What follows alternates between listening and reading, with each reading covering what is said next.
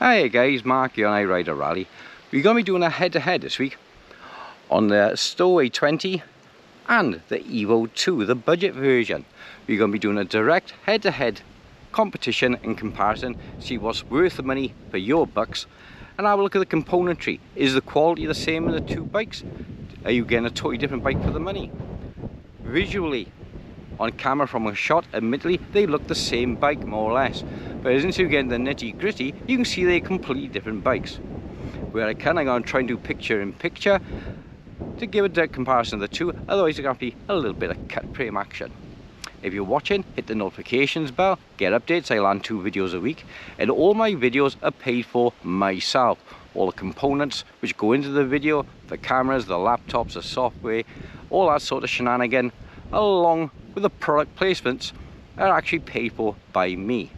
So do me a favour, hit the notifications bell or down in the subscriptions below and hit the links and see what some of my merchandise where I offer. Okay then, let's have a quick look at the two bikes, and before we go for a little ride, for feedback on how they feel in responsiveness as well. Okay, and standing on the handlebars on the two bikes, that's the first thing. I'll put the pictures in where I can. The handlebar on this, you can see, is a slightly swept back design, whereas on the Stowaway we got a more flush, straight traditional bar. Next up is the brakes. We got full plastic, for lack of a better word, handbrake levers, whereas on the Stowaway they're alloy. Grips, we have these on the EVO2, and as you can see, the bike is just over 2 years old now, and the grips are splitting terrible. I've tried every way to get hold of a replacement pair of these grips, and they made of an obtainium, where these are far more readily available on the Stowaway. Okay, column stalk. The column stalk is exactly the same on both bikes. It's probably a union standard produced in Taiwan for both bikes. Only slight difference is the base on the Stowaway, sorry, the EVO2 has more of a fluted base, whereas the Stowaway is a better fit on the bottom, but the top part and the mechanism here on the latch, as you can see, is the same. Okay, forks, coming down now, head to head you can see much better now what you're paying for. This is a standard steel fork on the EVO2, quite robust and solid. On the Stowaway 20 fork is a much more elegant streamlined fork, so you can see totally different design straight away. So it's a different fork. So we got different columns, different forks, different handlebars, and now onto the wheels. The EVO2 is using a standard cheap wheel. You can see by the condition of the wheel, the bike's nearly 2 years old, and still got the nipples on the tyres. I hardly use this bike. Whereas on the Stowaway, deep set aerodynamic alloy rims, much better braking, much better quality, the tyres are better quality, and you can see which bike has actually had the use out of the two bikes. Okay, onto the saddles now. Both of them are Celtic Royale. This one is a Royale gel, and this one is more of a foam padded street saddle. Again, the difference between the two riding on the two saddles, this one is much better suited for long distance riding. This one, jump on your train at right down to Parkway in Bristol into London, jump off, cycle across London, short runs in your suit, trousers, etc. This is a much better saddle. Right, we come down now onto the rear pannier mounts. Rear pannier mounts on this are crushed nut mounted into the frame for mounting the rear rack. As we see over on the 20 is actually brazed on bosses, much better quality, which are from a higher up in the range bike. We're looking at the rack, and you see the rack is a bigger rack altogether on the Stowaway, as opposed to the smaller rack on the EVO2, which brings us down nicely to how it's mounted. These screws, in case you haven't seen my other video on fitting upgrade components on the bikes. These are made out of really soft, poor quality metal. Give these a really good soaking in WD-40 before you take them out, because they just chew off terrible. Whereas on the Stowaway, it's all been fitted with beautiful stainless Allen head bolts. Much easier to work with, much better again. Now look at the rear derailleur dropout there, and the rear axle dropout. It's an insert type, snap-off type, shear type, so if you do damage your rear derailleur, you can just replace that plate. If you can't get hold of them, I got some coming, which will be available over on my coffee channel. The EVO2, however, is just a solid plate, so should you catch your mech is going to snap, possibly damage your frame. Whereas, like I said, the Stowaway is designed to shear off, protecting your mech and looking after your money. Okay, next one along now, we're going to look at the pedals. This is the heavy duty version of the pedal, if you like. It's got a steel plate in here which adds a significant amount to the weight of your crank. Works like same as a crank on a car, gives you momentum once you go in. The bigger your mass, the harder it is to get going, but it will carry you better once you're going. We come back over onto the Stowaway, and it's been updated, as you can see, with a plastic insert, so that's a good upgrade there. Okay, now this is a stamped piece of metal, single ring, no rear protection for your trousers, etc. Whereas again, if you come over onto the Stowaway, you can see now it's got a double ring protection, so the chain can't jump off on the inside or the outside. It's covered on the front, it's covered on the inside to protect your trousers and you when you're cycling on the way to work and you don't get stinking dirty. Okay, the next one now we're going to look at is the catch.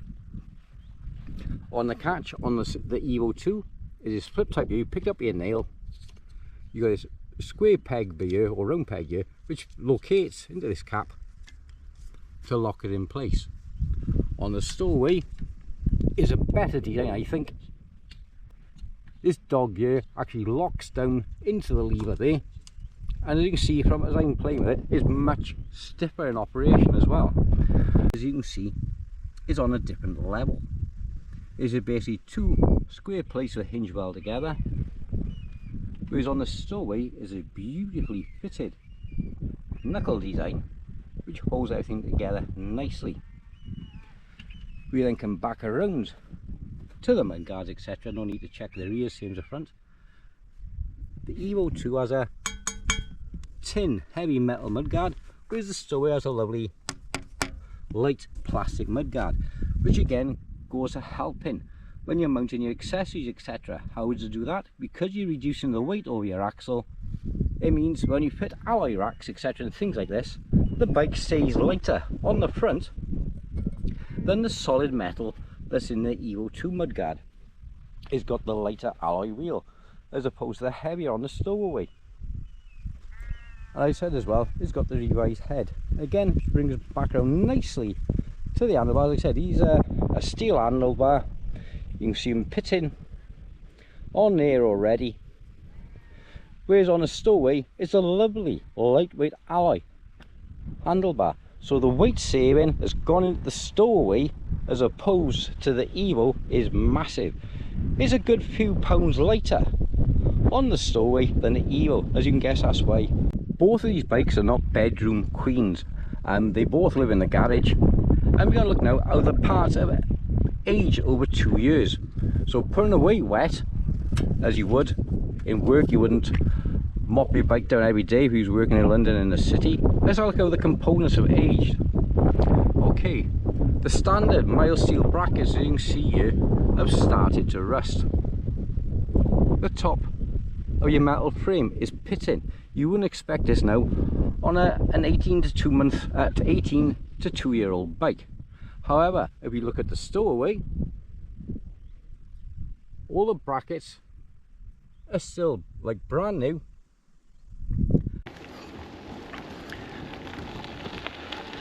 And the pedals, everything on the Stowaway, the crank, everything, it feels much more refined on the Stowaway than it does on the EVO2.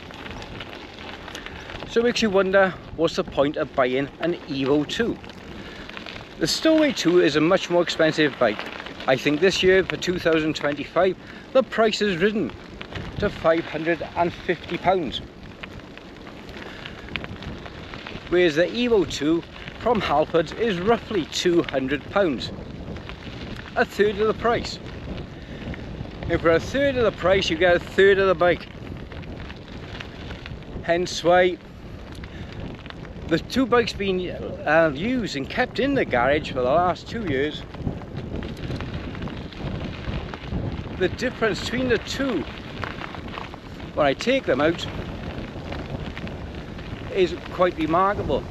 The Stowaway 2 is still like the day it was bought, whereas the EVO2 is quite badly corroded and rusted. Rusted, yeah, I could say rusted, because it is surface patina, it is rust. And that's because the bike is an entirely steel bike, which is also good for another thing. It makes it very good for conversion to EV.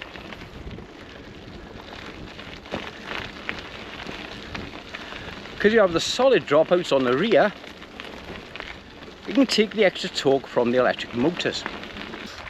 Okay, so only a mile run, half mile out and half mile back. But because of the hills and the gravelly road and the pothole road, it's enough to tell you on how the bike handles. For me, the handlebars are too narrow. They need to be wider. And because they're steel, they do deaden the road quite nicely. So we cover this little bit of ride here. As I said on the previous video, on the EVO2, it's enough to raise your heartbeat.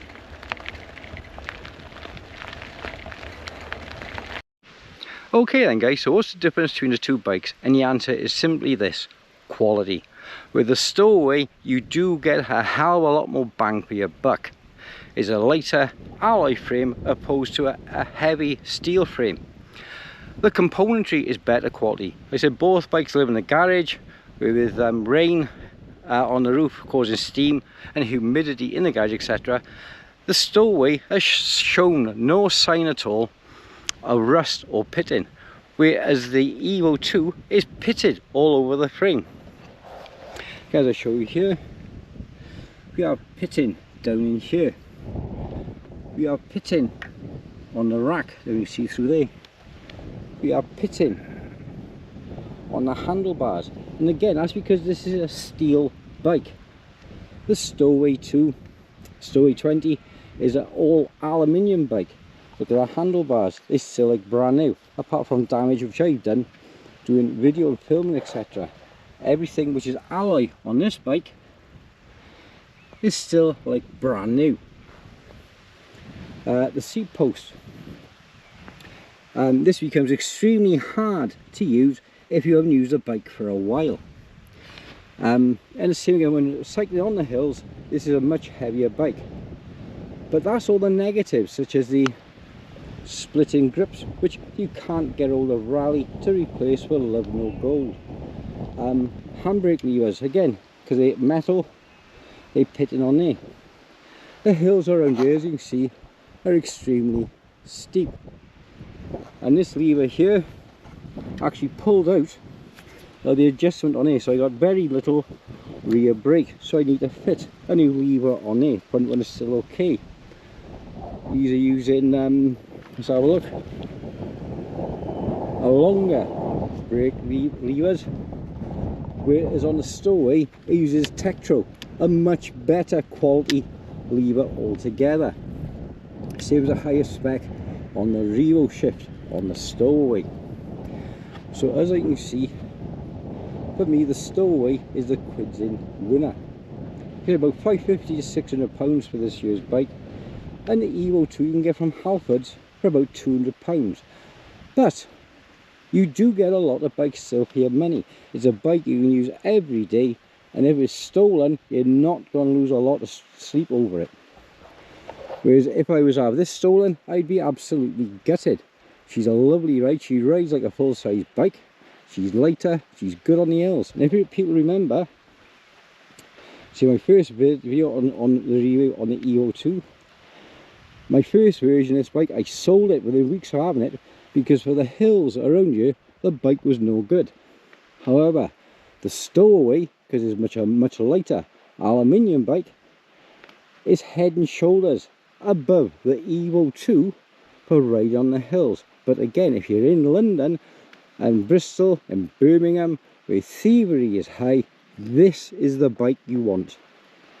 It's heavy, it's cheap, and I can't see why somebody would have wanted to buy a 2.5–3.5 grand Brompton to lug around the streets of London and have damage, when this bike for £200 from Handlebars or £100 on eBay, which I've seen it, is a much more logical, better choice for work and for everyday use. It does everything you want to do. It's cheap, it's easy fold awayable, and with some choice modifications which I have done. For example, fitting the magnetic lockup on the front to the rear, which doesn't come as standard on this bike, but I've got a how-to guide how you can do it yourself and links on where you can get the parts. It's a much better system. Also, again, while we're here, we can see now this is a steel bottom bearing, whereas on the Stowaway it's a cartridge alloy bottom bearing, again making the bike much nicer and easier to ride. So it depends what you want the bike for. If you want it for using every day in London on the trains back and forward, going to knock, damaged, abused and generally destroyed, this is the bike you want, the EVO2. If you want the bike for going touring with, you're going to say somewhere like Scotland for the weekend, and you go around Edinburgh and you want a bike to chuck in the back of the car, I would go with this one. If money's no object for everyday use and abuse, I would still go with this one. But if money is a problem, you're in London, you're in a block of flats, you have a lot of unsavoury criminals in the area, the Raleigh EVO2 20 is the bike for you. And like I said, you can get it on eBay, etc. for £100. And incidentally, this is the bike I'll be using to do the EV conversion on, because it has the solid rear axles on the rear. It'll be able to take more of the torque from the electric motors. I suppose the Stowaway 2 would take them as well, but I like the bike as she is. As a traditional folding run around, this would be my bike of choice.